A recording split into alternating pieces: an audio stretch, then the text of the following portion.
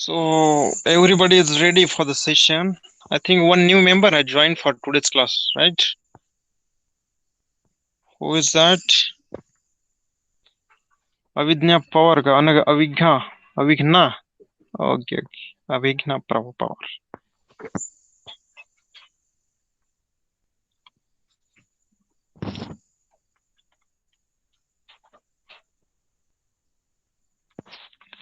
Okay, friends, have you revised your yesterday's topic or a last lecture's topic? Hello,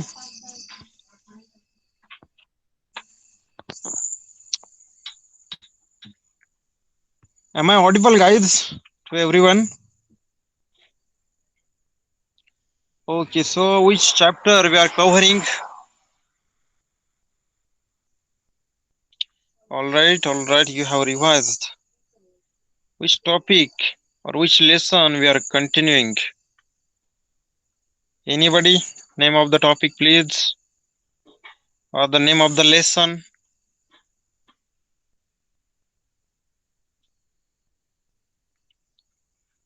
Hello.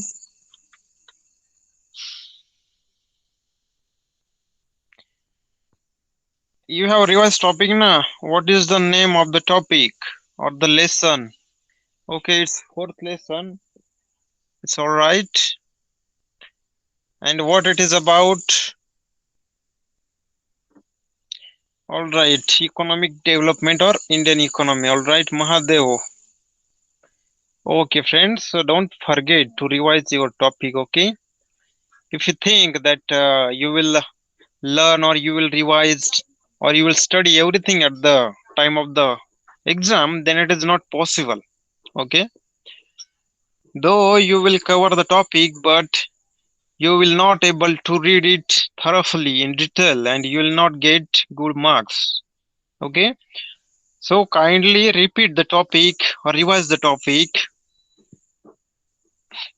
in particular interval of the time. Okay, ठराविक काळामध्ये एका हप्त्यामध्ये एका weak मध्ये किंवा एक मंथ नंतर जे चॅप्टर आपण कव्हर केलेत, so you should revise the topics. So shall we start that rest of the topic of Indian economy, fourth lesson? Are you ready? Okay, all right, you are ready. Okay, so I hope you can see the screen that I have presented to you. Okay, is it visible to all of you? Just confirm in the chat box. Okay, okay, all right. Okay, so we will just take a short summary of this topic. Okay, so economic development of Indian economy. So in that we have seen different types of economies, that is capitalist and socialist economy. But the third type is also mixed economy, in which both the benefits of socialist economy and capitalist economy are reinforced or considered. So after independence, our country chose, or our prime minister chose to adopt the mixed type economy. Okay, we have seen here in this topic what are the benefits of this type of economy to our society and our overall growth. We have seen different types or different factors that are included in the mixed economy. After that, we started 5-year plans. Why 5-year plans were started, or why we set some targets for 5-year plan? Okay, so we had some objective for that. For every 5 year, we had some objective. Even today also for 22, suppose 25, this year we, our government, have set some targets and we are moving towards that for achieving the targets. So in the 5-year plan, in the past, our governments set some targets and started some policies or some schemes to achieve that target, okay, that objective and that purpose. All right. So we have seen what are the goals of this 5 year plan. These are 10 points. These are given in the 10 points here. So you have to write down it in the exam. It is asked. After that, we saw that first, second, third, fourth, fifth, okay, sixth, seventh, eighth, and ninth 5 year plan up to 1997 to 1992. This is ninth 5 year plan. And we have seen for each 5 year plan what were the objectives set by the government for that 5 years, okay, and what were the different schemes, different policies government started or initiated to achieve that target and that objective. And we have also seen which plans were more successful, which in which 5 year plan we were not able to achieve our target. Our government was not able to achieve the target, okay. There we have seen different reason behind that,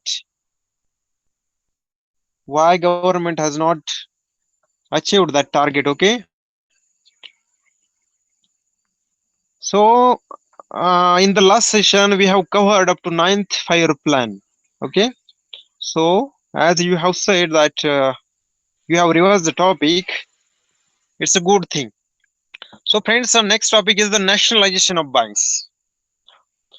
So now I think you are getting the connection, okay, of the previous lesson. We have revised in a short time, 5 minutes. So we are going to cover the next topic, that is nationalization of banks. Okay, are you understanding, everyone? That new member,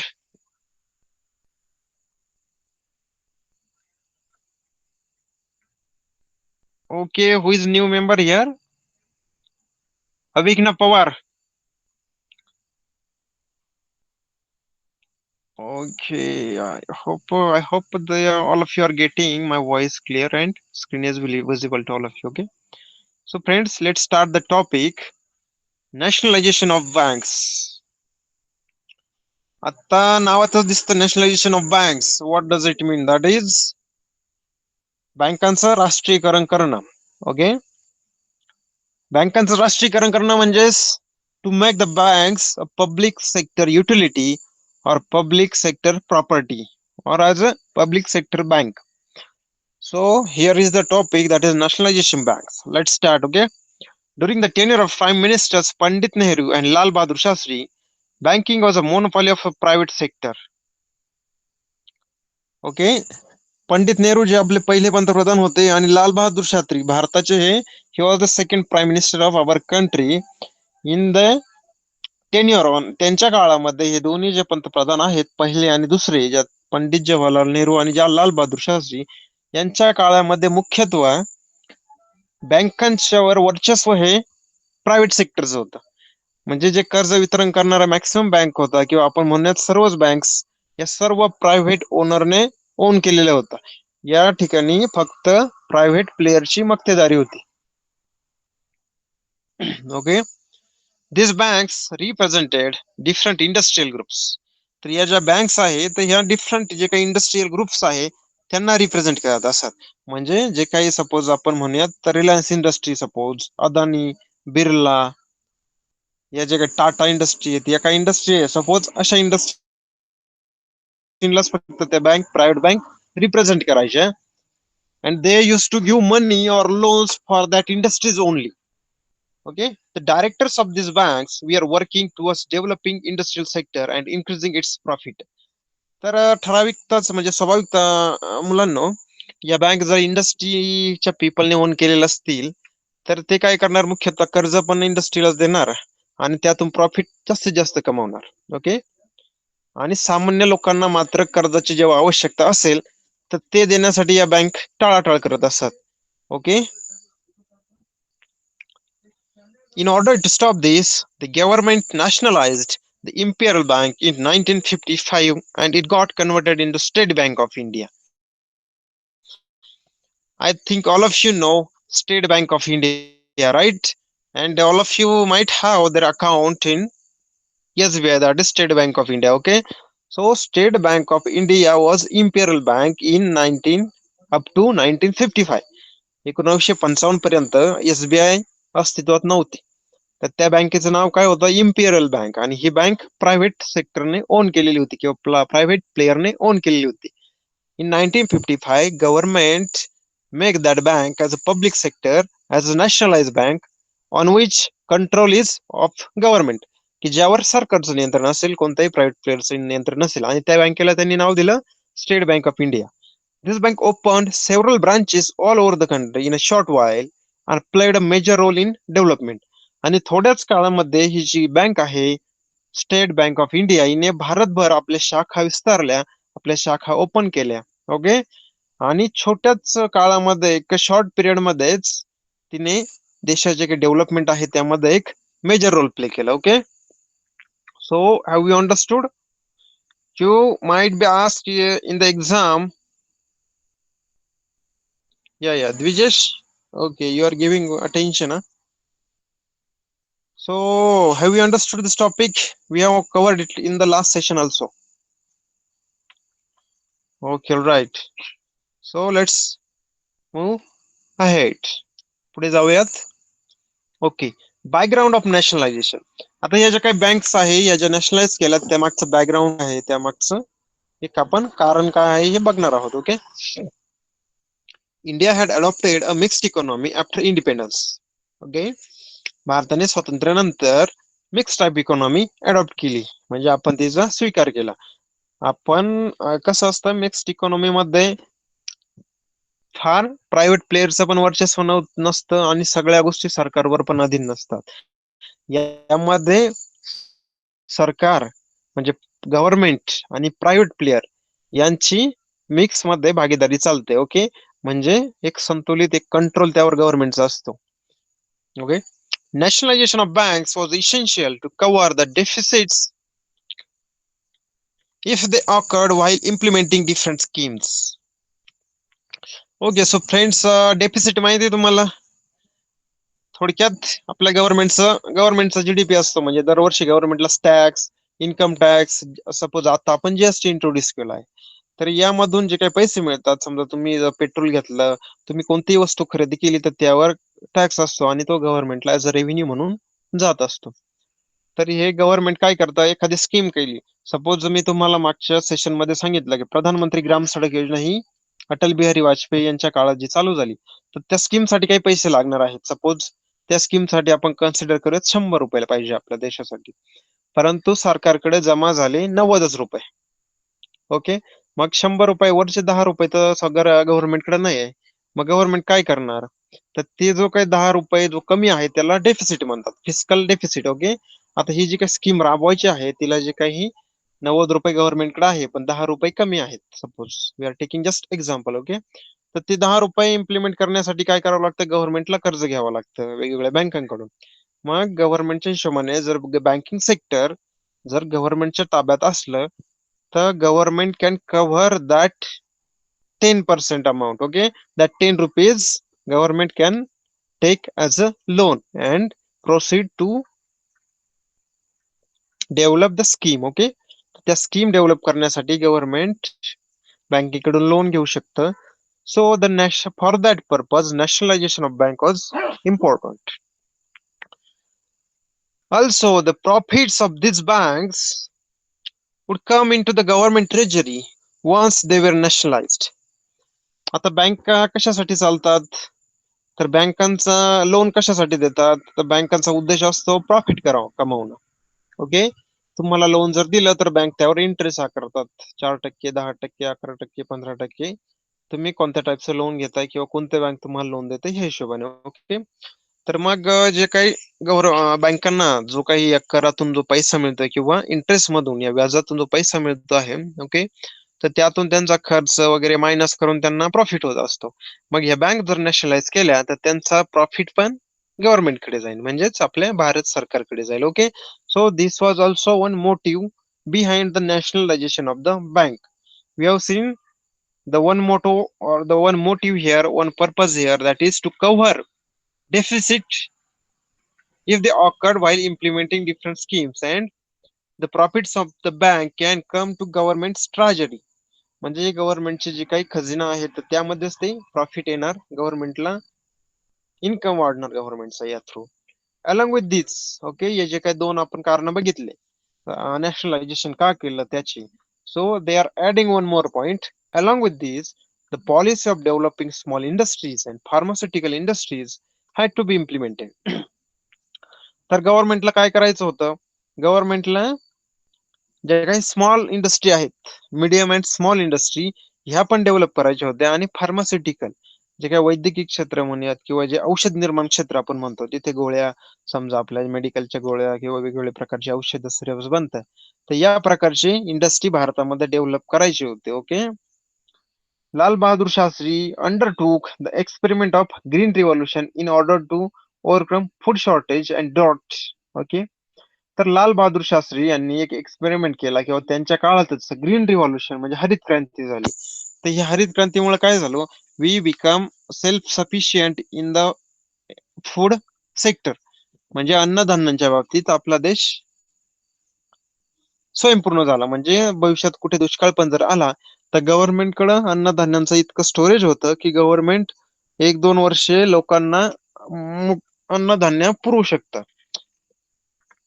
So during the tenure of Prime Minister Indira Gandhi, Congress Forum for Socialist Action, a group of the Congress party inspired by socialist ideas, made a demand for nationalization of commercial banks. आता हे झालं लाल बहादूर शास्त्री यांच्याबद्दल. आता पुढचे जे prime minister होत्या त्या कोण होत्या, prime minister Indira Gandhi. Okay, पंतप्रधान इंदिरा गांधी या भारताच्या पुढे एक प्राईम मिनिस्टर झाले. तर त्यांनी एक कमिटी म्हणा किंवा एक ग्रुप स्थापन केला होता. त्या ग्रुपचं नाव होतं Congress forum for socialist action. म्हणजे काँग्रेस पार्टी जी आहे तिचा एक forum, so which is working for social purpose और सोशल ऍक्शन्स. म्हणजे लोकांना किंवा समाजाला सगळ्या प्रकारच्या सुविधा किंवा डेव्हलपमेंट मिळवून देण्यासाठी त्यांनी एक फोरम एस्टॅब्लिश केला होता. त्याचं नाव आहे Congress forum for socialist action. मग या फोरमने इंदिरा गांधींना काय सांगितलं की you should make the banks nationalise. Okay, या प्रायव्हेट सेक्टरकडे जे काही बँक्स आहे त्यांना काही पैसे देऊन त्यांच्या बँक गव्हर्नमेंटच्या ताब्यात घ्यावे, असा एक सल्ला इंदिरा गांधी यांना या जी काही काँग्रेस फोरम होता यांनी दिला. Okay. They made a demand for nationalisation of commercial bank. या ज्या बँका आहे यांचं नॅशनलायझेशन करावं किंवा यांचं राष्ट्रीयकरण करावं असं मागणी या फोरमने इंदिरा गांधी यांच्याकडे केली. Even the communist party supported this demand. तर भारतात जशी त्यावेळी कम्युनिस्ट पार्टी पण अस्तित्वात होती, म्हणजे जशी काँग्रेस पार्टी आहे तशीच कम्युनिस्ट पार्टी पण त्यावेळी भारतामध्ये अस्तित्वात होती. तर ही काही जी काँग्रेस फोरमची जी मागणी आहे हिला त्यावेळेच्या कम्युनिस्ट आयडिओलॉजी किंवा कम्युनिस्ट पार्टी आहे हिने पण सपोर्ट केला. Okay. So friends, this was the background of nationalisation. Why government started the banks, commercial banks. Yeah, it is goods and service tax. Okay, it is not sale, goods and service tax. So, friends, this was the background behind nationalization of banks. So, you may be asked in the exam what were the reasons or what is the background behind nationalization of the bank, because this is very important question from exam point of view. Okay, so there was first reason that if while implementing schemes, if there is some fiscal deficit, so government can take loan from the banks if banks are nationalized. Another second reason was the profit. The profit of the bank can come to government's treasury. Okay, this was another reason. Other reasons were, suppose on a Congress forum for socialist action, it also demanded prime minister that we should make the banks, commercial banks, as a nationalized bank. Okay, so this is the background behind that, and you have to understand it well. So let's take the next topic. Before that, we will see what is in the box. Okay, do you know? तर या गोष्टी तुम्हाला माहित आहेत का? आपण बघूयात. Okay. Prime Minister Indira Gandhi nationalized 14 banks on 19th July 1969. तर मुख्यत्वे हे काही बँकांचं नॅशनलायझेशन झालंय हे मुख्यत्वे इंदिरा गांधी, पंतप्रधान इंदिरा गांधी यांच्या टेन्युअर मध्ये झालं, यांच्या राजवटीमध्ये झालं. तर त्यांनी 19 जुलै 1969 रोजी ज्या काही 14 प्रायव्हेट बँक होत्या किंवा कमर्शियल बँक होत्या त्यांना नॅशनलाइज बँक्स मध्ये कन्व्हर्ट केलं. तर या कोणकोणत्या बँक्स होत्या आपण बघूयात. दिस includes Allahabad Bank, Bank of Baroda, Bank of India, Bank of Maharashtra, Canara Bank, Central Bank of India, Dena Bank, Indian Overseas Bank, Punjab National Bank, Syndicate Bank, United Bank of India, United Commercial Bank, okay, Union Bank of India. In 1980, 6 more banks were nationalized. In 1969, 14 were nationalized, and after 11 years, in 1980, 6 more banks were nationalized. Okay, so you can remember this bank's name. Okay, which banks were nationalized by Prime Minister Indira Gandhi. So let's move to the next topic, that is 20-point program. Prime Minister Indira Gandhi announced the 20-point program on 1st July 1975 and resolved to make efforts toward rapidly becoming a developed nation. The main provisions of the 20-point program are as follows. तर मुलांना 1975 मध्ये जुलै महिन्याच्या पहिल्याच तारखेला, that is 1 जुलै 1975, या दिवशी इंदिरा गांधींनी एक कार्यक्रम अनाऊन्स केला, 20 कलमी, किंवा त्यामध्ये 20 पॉइंट्स होते. ओके, तर ते पॉइंट्स, जो काही कार्यक्रम आहे 20 कलमी कार्यक्रम असं त्याला म्हणतात, तर तो त्यांनी अनाऊन्स केला, घोषित केला. तर हा कार्यक्रमचा उद्देश काय होता, कशासाठी केला होता, तर resolve to make efforts towards rapidly becoming developed nation, म्हणजे एक विकसित देश घडवण्यासाठी, भारताच्या अर्थव्यवस्था विकसित करण्यासाठी, लोकांचं जीवनमान, राहणीमान सुधारण्यासाठी एक 20 कलमी कार्यक्रम 1975 रोजी इंदिरा गांधी यांनी सुरू केला. तर त्यामध्ये मेन प्रोव्हिजन्स काय होते आपण बघूयात. Okay, land ceiling for cities and agriculture land, equal divisions of wealth, minimum wedges for workers, increase in water conservation scheme. Okay, land ceiling for cities म्हणजे सिटी बसवण्यासाठी जे काही लँड ऍक्विजिशन करावं लागतं किंवा अक्वायर करावं लागतं त्याबद्दल त्यामध्ये लिहिलं होतं. अँड ऍग्रिकल्चर लँड, ओके, म्हणजे सिटीसाठी आणि शेतीसाठी जी काही लँड लागणार आहे त्याबद्दल एक पॉइंट होता. इक्वल डिव्हिजन ऑफ वेल्थ म्हणजे संपत्तीचं समान वाटप. मिनिमम वेजेस फॉर वर्कर म्हणजे जे काही मजदूर किंवा जे काही कामगार काम करत आहे त्यांच्यासाठी एक किमान वेतन कार्यक्रम. Increase in water conservation scheme म्हणजे वॉटर म्हणजे जमिनीत पाणी जिरवणे किंवा पाणी अडवणे, ही जी काही स्कीम आहे वॉटर कन्झर्वेशन. ओके, तर पाण्याची जतवणूक करणे किंवा पाण्याची जपवणूक करणे, तर यासाठी पण एक पर्पज, हा एक पर्पज त्या 20 कलमी कार्यक्रमात होता. Okay, so next provision was workers participation in industry, national training scheme, freeing bonded labour. Okay, तर जे काही वर्कर आहे त्यांचं इंडस्ट्रीमध्ये पार्टिसिपेशन वाढवणं, नॅशनल ट्रेनिंग स्कीम करणं म्हणजे राष्ट्रीय प्रशिक्षण योजना राबवणं. हे जे काही वर्कर आहेत, कुशल कामगार आपण त्यांना म्हणतो, अनस्किल्ड वर्कर, तर त्यांच्यासाठी एक स्कीम राबवणं की ज्याद्वारे ते प्रशिक्षित होऊ शकतात आणि कंपनीमध्ये, इंडस्ट्रीमध्ये काम करू शकतात. ओके, फ्रीइंग बॉन्डेड लेबर म्हणजे जे काही लेबर आहेत तर ते लेबर त्यांना इंडस्ट्री पासून फ्री करणं. जर ते लेबर कोणाच्या under, if there is exploitation of this labours, then to free them is one more provision in that 20-point program. So next one is prevention of tax evasion, economic crimes and smuggling.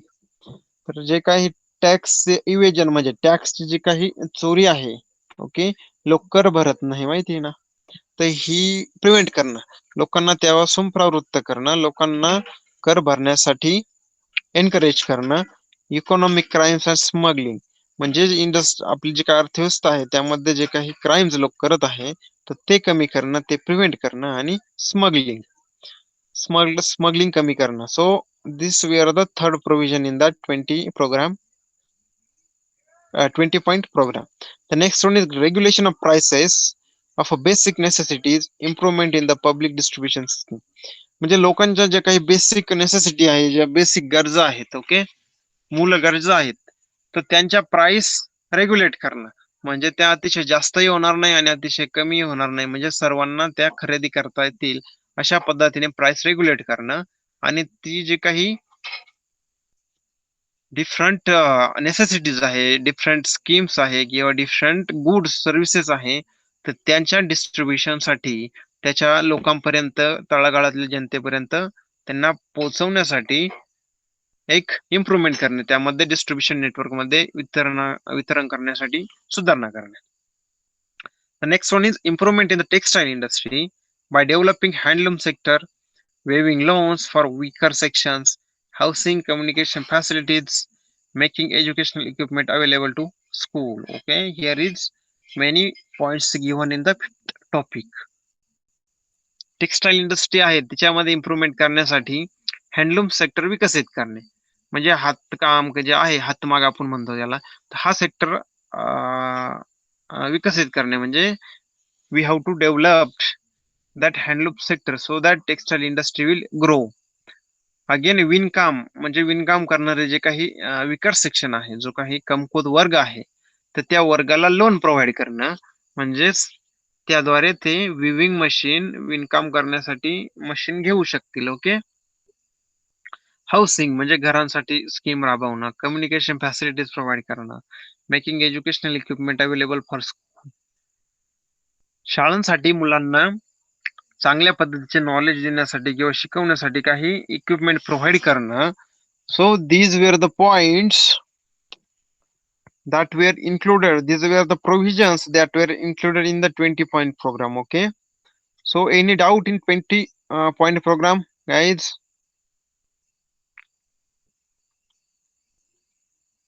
So are you understanding now?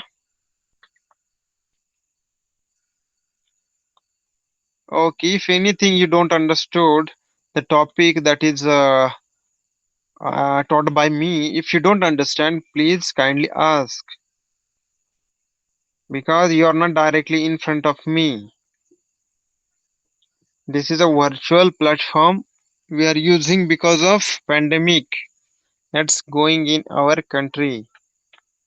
Okay, so this was about 20-point program announced by Indira Gandhi in 1975 with some provisions which are listed here, and we have seen that just now. So let's take one next topic, that is issues of worker. The first textile mill was started in the Mumbai on 11th July 1851 by Kawasji Dawar. Okay, तर मुलांनो, जी काही पहिल्यांदा textile mill आहे, म्हणजे आपण म्हणत त्याला सूतगिरणी म्हणतात त्याला, तर देशामध्ये किंवा भारतामध्ये जी काही सूतगिरणी चालू झाली ती मुंबईमध्ये चालू झाली. आणि ती केव्हा चालू झाली? 11 जुलै 1851 मध्ये. आणि चालू केली कवासजी दवर, हा जो काही पर्सन आहे कवासजी दवर याने 1851 मध्ये, म्हणजे 1851 मध्ये भारतात मुंबईमध्ये पहिली सूतगिरणी चालू केली. म्हणजे तेथे कापूस वगैरे पिंजणे किंवा कपडे आपण म्हणतो तर टेक्सटाईल वगैरे आहे. सो दिस इंडस्ट्री और this company he established there in 1851. Eventually, mills started in Dadar, Parel, Bhaikhala, Shivdi, Prabhadevi, and Warali. So all these points, all these names, or all these names we have seen, that is Dadar, Parel, Bhaikhala, Shivdi, Padma Devi, Prabhadevi, and Warali. All these are near to coastal area and near to Mumbai. Okay. This part came to be known as Girangaon और town of mills. आता मी तुम्हाला जे सांगितलं, जी काही textile mill म्हणजे सूतगिरणी जी चालू केली ह्या भागामध्ये, तर मुंबईच्या आसपासचा जो परिसर आहे म्हणजे प्रभादेवी पाहिलं आपण, ओके, शिवडी बघितलं, दादर बघितलं, ओके, वरळी बघितलं.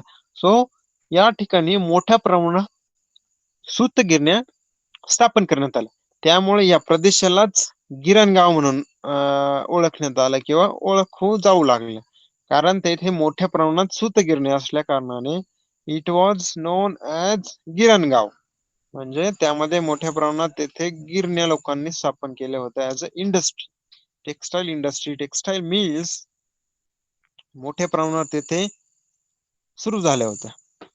In the 1980s, the increasing unrest among the workers was due to the economic condition in other sectors. In some industries, the wages of the worker were increasing.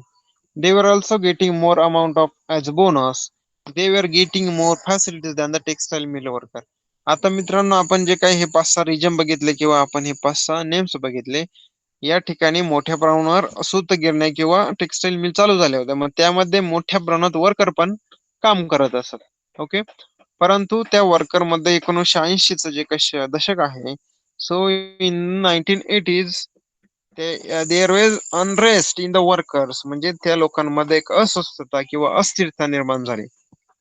त्याला कारण काय होतं, तर इतर इंडस्ट्रीमध्ये लोकांना दिल्या जाणाऱ्या ज्या सुविधा आहेत, जो काही वेतन आहे, ओके, जे काही बोनस आहे, तर ह्या गोष्टी या मिल का वर्कर पेक्षा जास्त होत्या. ओके, तर मिल वर्कर मध्ये हे जे काही वर्कर होते यांना वेतनही कमी मिळत होतं, यांना बोनसही कमी मिळत होता. ओके, यांना फॅसिलिटी पण कमी मिळत होत्या.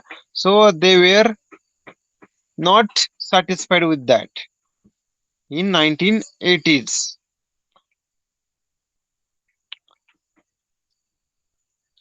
So, do you understand this topic, that is issues of the worker, why they were not satisfied? Because they were not getting, the people or the worker from textile mill were not getting proper bonus, proper wages, okay, proper facilities. Okay, in the Diwali of 1981, the worker expected to get the bonus of 20%. The Rashtriya Mill Mazdoor Sangha, which was negotiating with the employers, agreed upon 8 to 17% bonus without taking the workers into confidence. तर मित्रांनो, 1980 मध्ये तर हे जे काही worker आहे यामध्ये अस्वस्थता होतीच की आम्हाला वेतन कमी मिळतंय, आम्हाला सुविधा व्यवस्थित नाहीत, आम्हाला बोनस व्यवस्थित नाही.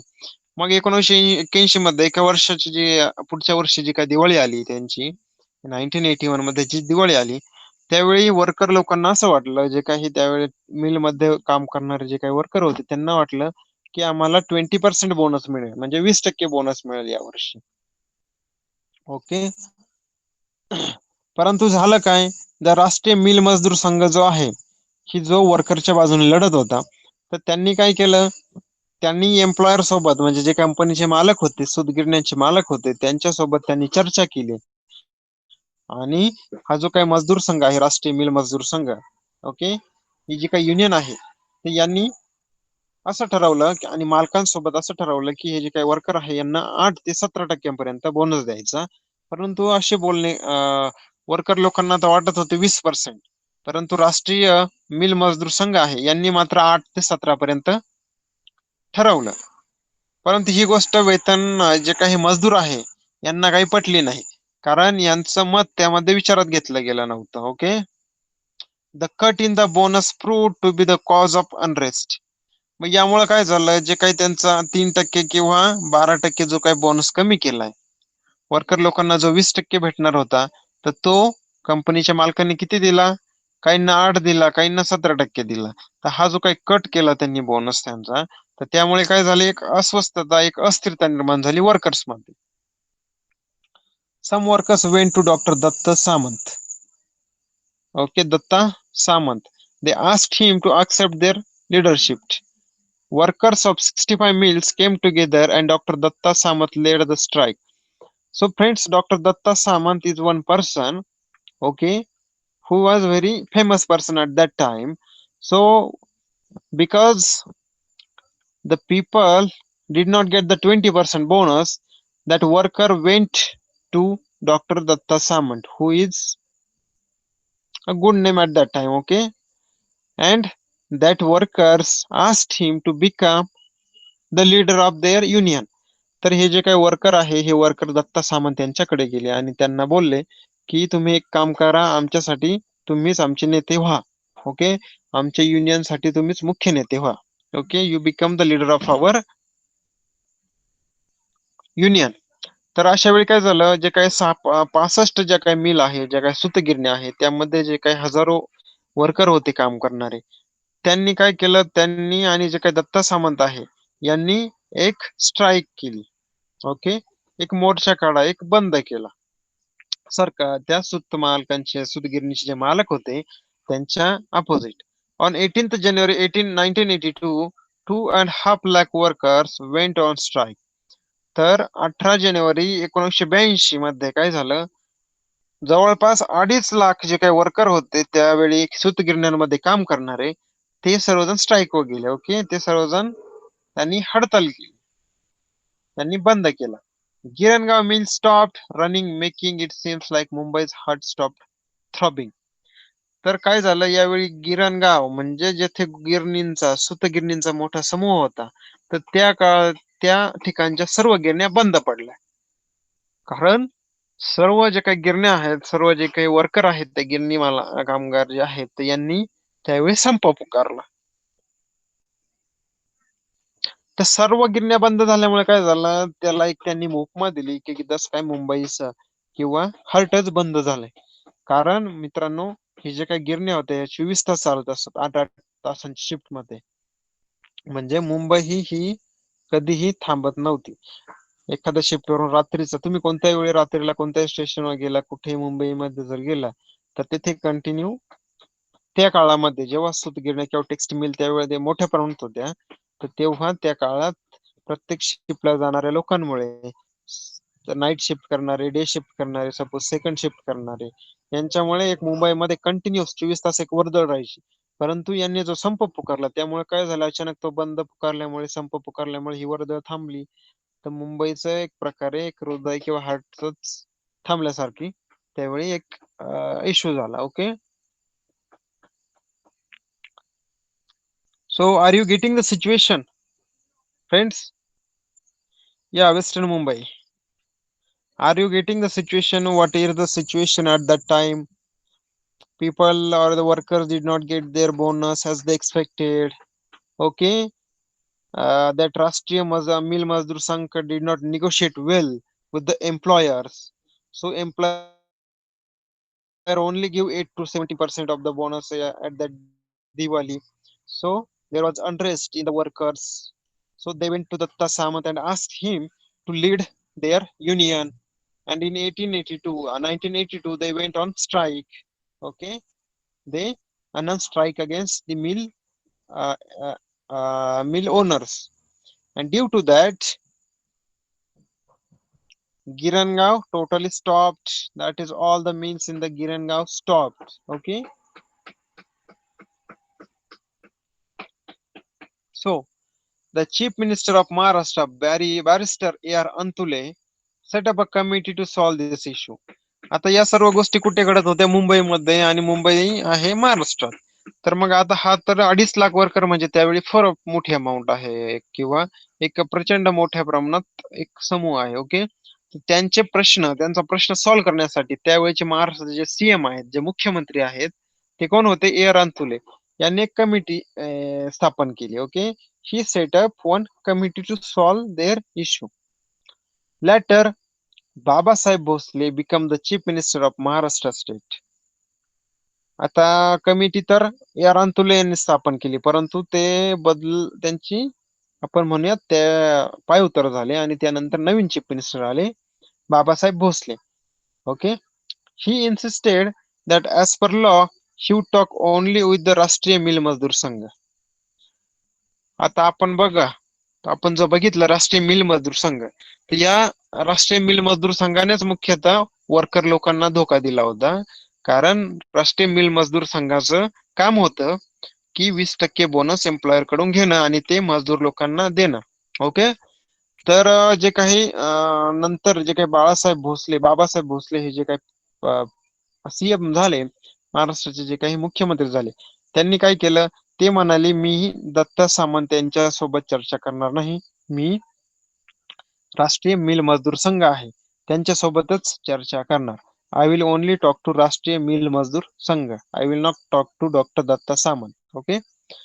Doctor Datta Samant demanded that the law be revoked. Okay. तर दत्ता सामंत यांनी म्हटले की तुम्हाला हा नियम मोडावा लागेल आणि तुम्हाला वर्कर लोकांचं, माझ्या मागे जे काही वर्कर उभे आहेत त्यांचे प्रश्न तुम्हाला सॉल्व्ह करावे लागतील. In the beginning the striking worker received help from their native villages. Okay. तर या सुरुवातीच्या काळात जो काही संप पुकारला वर्कर लोकांनी, तर त्यांना आसपासचे जे काही खेडे होते त्यांच्याकडून मदत मिळाली. ओके. वेगवेगळ्या प्रकारची अन्नधान्यांची, पिण्याची, खाण्याची वगैरे त्यांना मदत मिळाली. It was also not very difficult for them to help each other. आणि एकमेकांना मदत करायला त्यावेळी संपाच्या काळात त्यांना अवघड नव्हतं. दे setup departmental committees and distributed food grains. त्यांनी एक विभाग स्थापन केले, काही कमिट्या स्थापन केल्या त्यांच्यामध्ये संप चालू असताना. आणि त्यांनी काय केलं, डिस्ट्रीब्युटेड फूड ग्रेन्स म्हणजे त्यांनी अन्नधान्य सर्व लोकांना जे काही वितरित करायचं आहे तर ते केलं. Okay. Assistant in terms of food okay. म्हणजे त्यांनी फंड, लोकांना जे काही पैसे पुरवणे वेगवेगळ्या गोष्टींसाठी, तर ते सुद्धा त्यांनी वेगवेगळ्या कमिटीद्वारे वेगवेगळ्या डिपार्टमेंट स्थापन करून वेतन मजदुरांमध्ये किंवा कामगारांमध्ये केलं. The left parties had supported the strike. म्हणजे लेफ्ट पार्टीज म्हणजे कोण, जे काही कम्युनिस्ट आयडिओलॉजी असणारे जे लोक आहेत. ओके. तर ह्या लोकांनी पण ह्या मजदूर लोकांना सपोर्ट केला, त्यांच्या स्ट्राईकला सपोर्ट केला आणि त्यांच्या मागण्यांना सपोर्ट केला. ओके.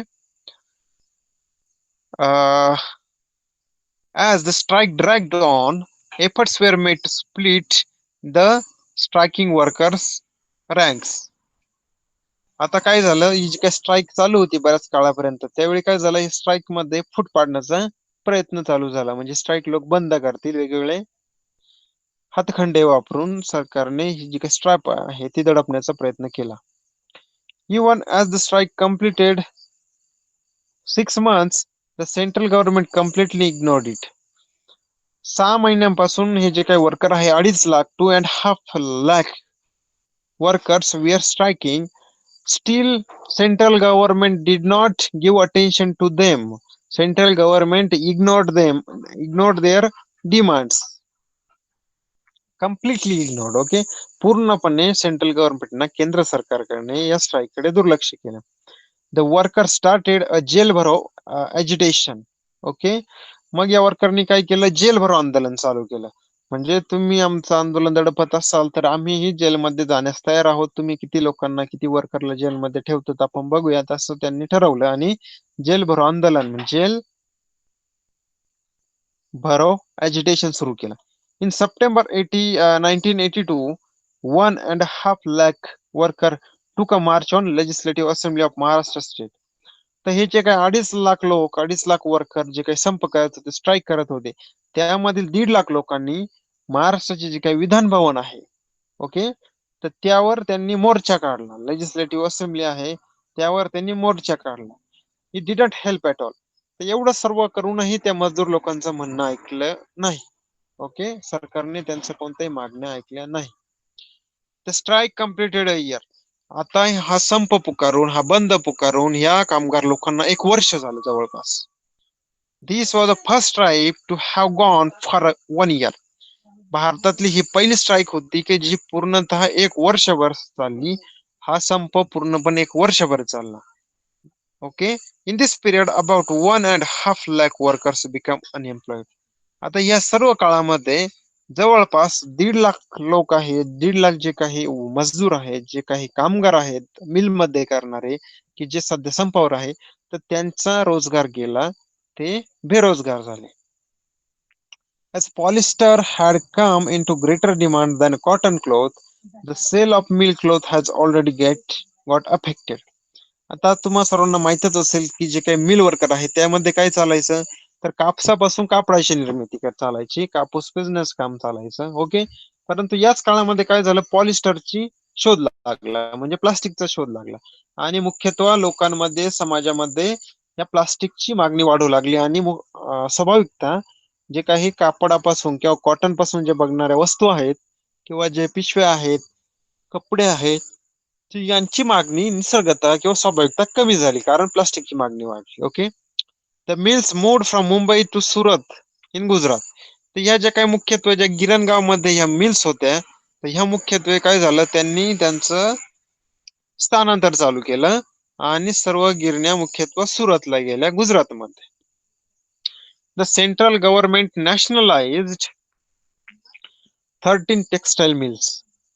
तर ह्या ज्या काही गिरण्या आहेत, ह्या काही सूतगिरण्या आहेत, त्यातील 13 सूतगिरण्यांना गव्हर्नमेंटने विकत घेतलं आणि त्यांचं नॅशनलायझेशन केलं, म्हणजेच त्यांचे पब्लिक सेक्टर युटिलिटी मध्ये त्यांचं कन्व्हर्जन केलं. म्हणजे सार्वजनिक क्षेत्रामध्ये, पब्लिक सेक्टर मध्ये ह्या बँक या ज्या काही मिल्स आहे, तर त्यापैकी 13 मिल्स गव्हर्नमेंटने नॅशनलाइज केल्या. Appointment of arbitrators did not help resolve the issue. आता वेगवेगळे आर्बिट्रेटर्स म्हणजे थर्ड पार्टी जे काही लोक आहे मध्ये आपण म्हणूयात निगोशिएट करण्यासाठी गव्हर्नमेंटने पाठवले, परंतु तरीही हा इश्यू सॉल्व्ह झाला नाही. Okay. So this issue of the worker, this was the very big issue at that time. Okay, so you have to understand this topic.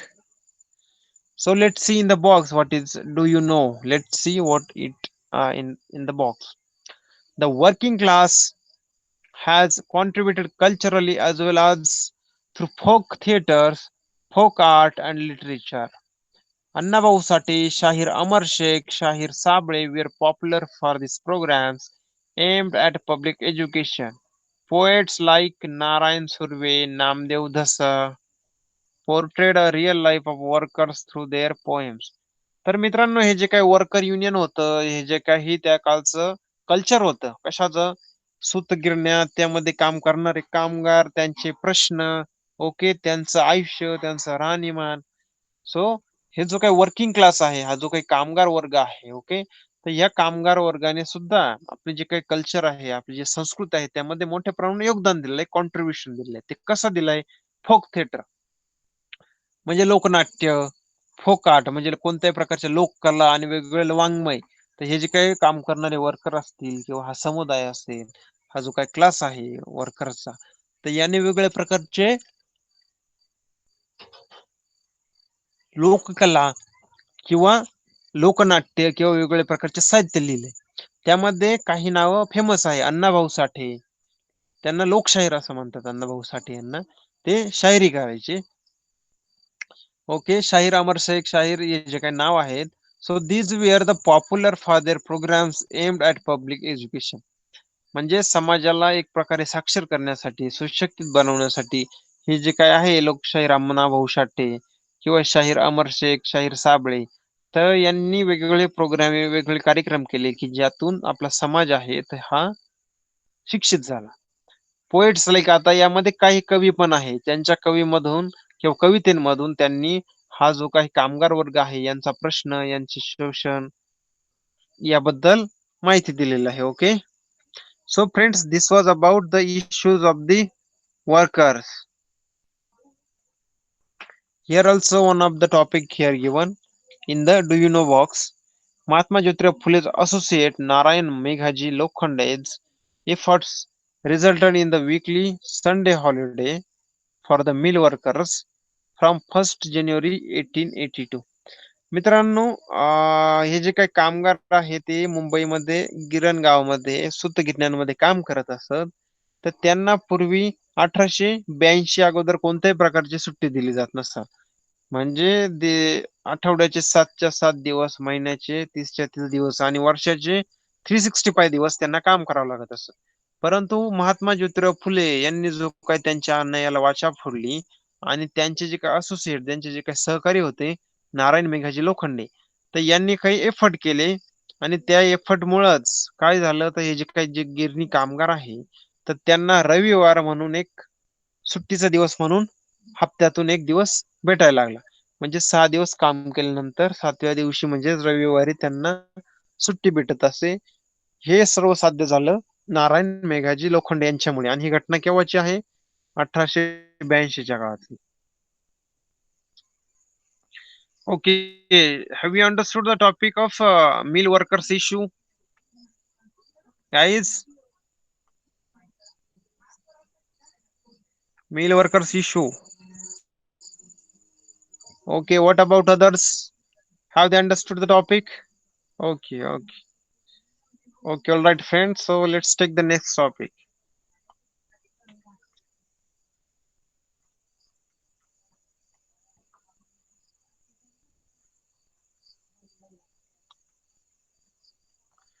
So, friends, next topic is new economic policy.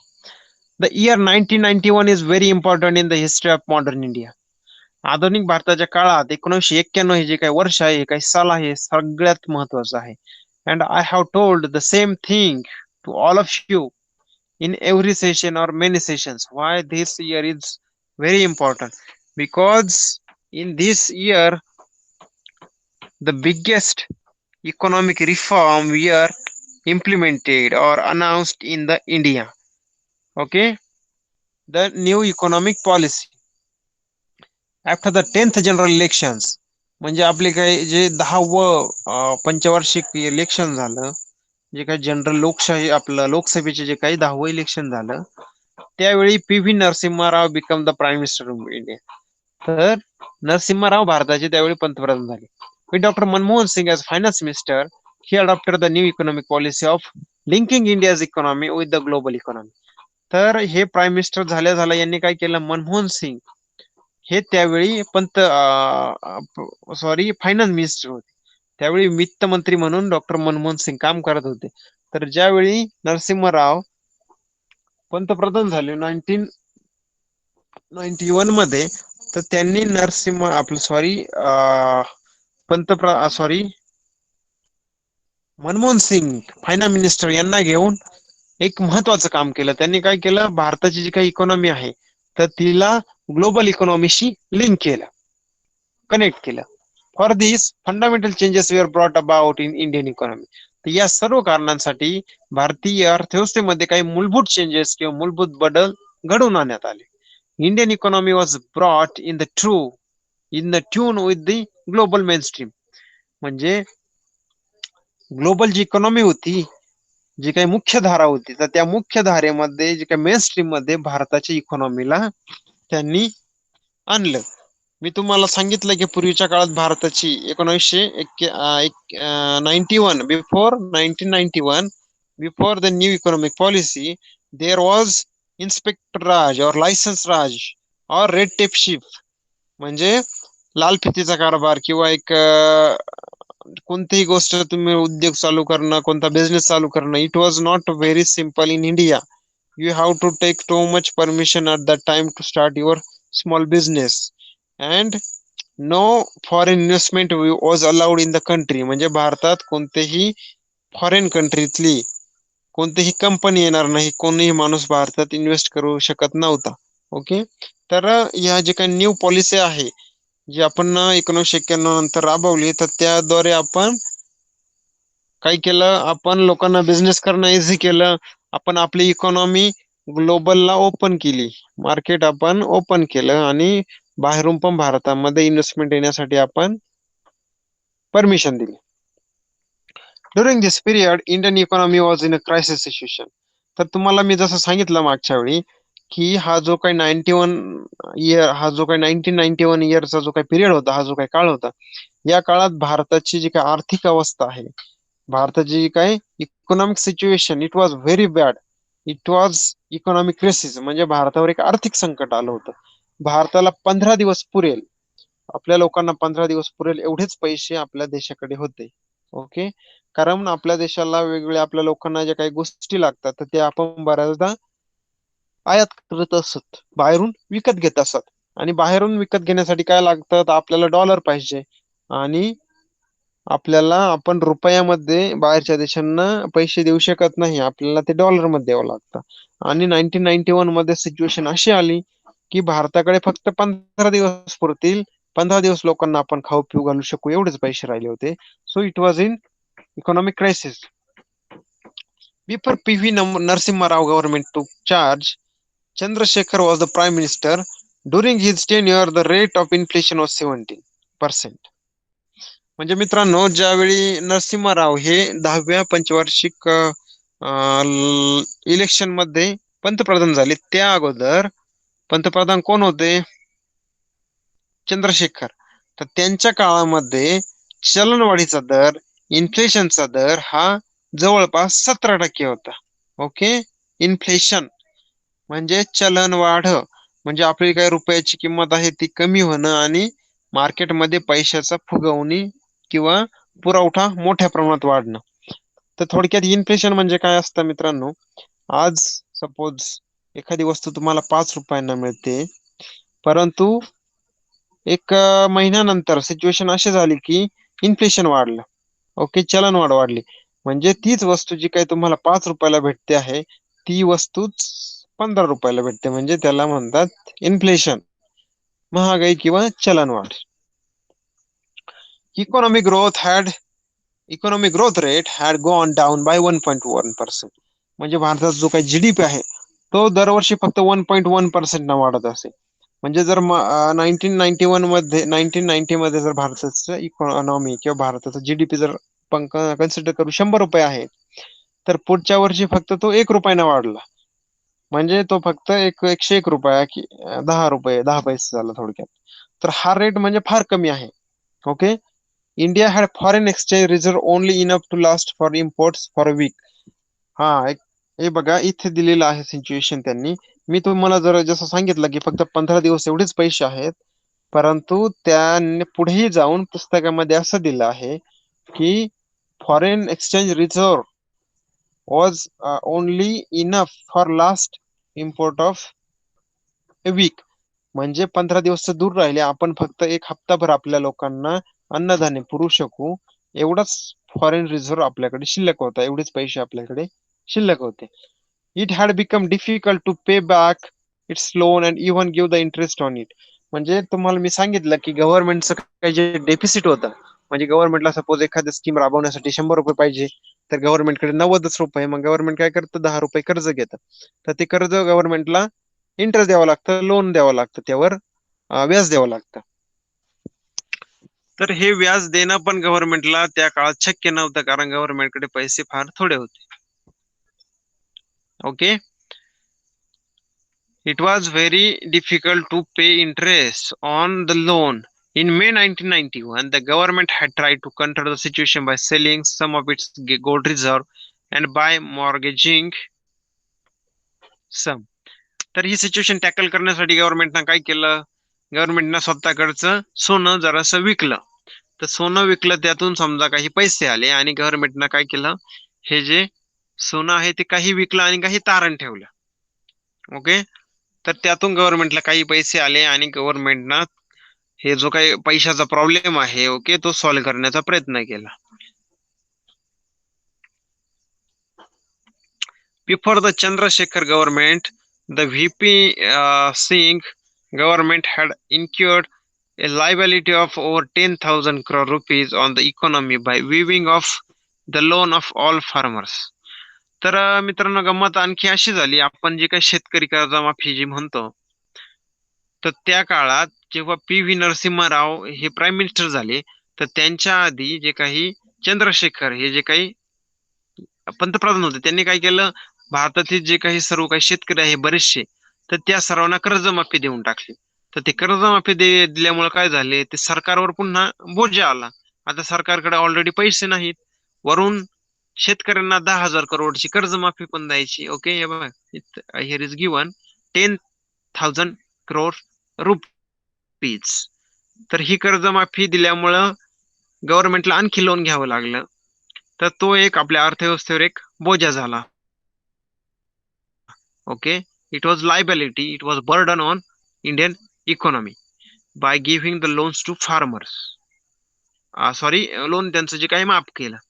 The proportion of internal loans of central and state governments together to gross domestic product was 55%. म्हणजे आपलं सरकारचं, आपलं स्वतःचं जेवढं उत्पादन आहे, okay, आपलं उत्पादन जर 100 रुपये आहे, ओके. तर गव्हर्नमेंटवर कर्जच 55 रुपयाचं झालं होतं. Okay, so it was very critical situation at that time.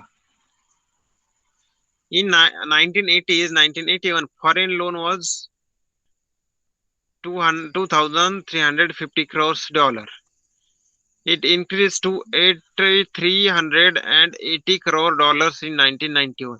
म्हणजे सुरुवातीच्या काळात 1980 ते 1981 हा जो पिरियड आहे या काळामध्ये भारतावर लोन किती होतं? फॉरेन लोन, विदेशी लोन 2350 कोटी. परंतु पुढच्या 10 वर्षामध्येच 1990 टू 1991 मध्ये ते किती झालं? 83,8380 रुपीज. म्हणजे हे मोठ्या प्रमाणात वाढलं. Okay, at this time. So friends, I think we should stop for today. Okay, we should stop today's session, but you have some exercise that revise this topic that we have covered today. Okay,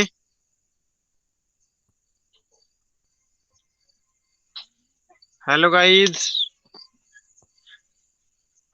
So you can leave for today. Okay, you can leave today's class, but don't forget to revise the topic.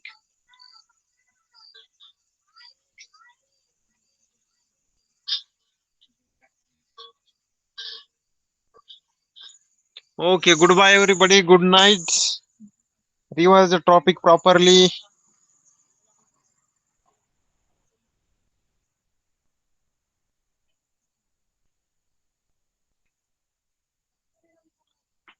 Hello Abhigna, you can leave the session for today.